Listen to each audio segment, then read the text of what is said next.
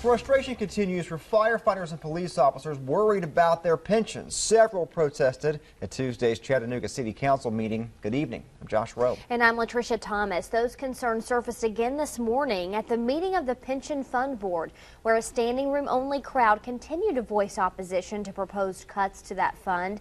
Calvin Sneed attended the rather contentious meeting. He joins us now with more. Calvin, were their voices heard?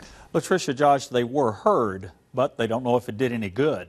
In recent weeks, tensions have been growing as little bits of the changes to the plan are being made public. That tension among current and former police officers and firefighters is translating into downright frustration.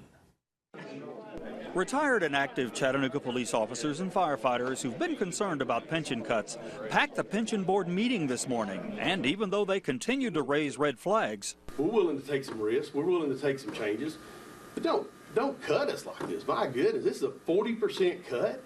Most of them left just as frustrated as they have been and vowed to continue protesting. We're not going to stop doing it. If we have to get an injunction to stop it, we'll do it.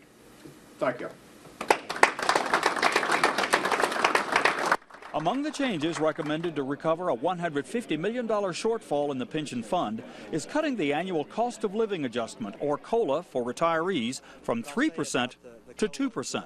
The COLA changes are not permanent. The group agreed and made the recommendation that changes to the COLA would be temporary.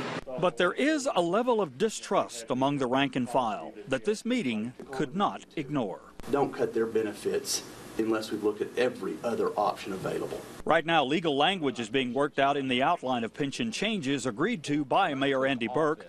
Even though we're being told that no one currently receiving a benefit will see their amount change, most everybody at this meeting wants little change as possible across the board. Live up to your word, do what you promised us, and we're willing to work with you. I'm told that once the language is worked out, the outline goes back to the pension task force and another public hearing. City Council gets it after that, and if it passes on 3 readings, a date is put down to implement it. But as both sides told me today, as it stands right now, they are many moons away from an absolute final agreement.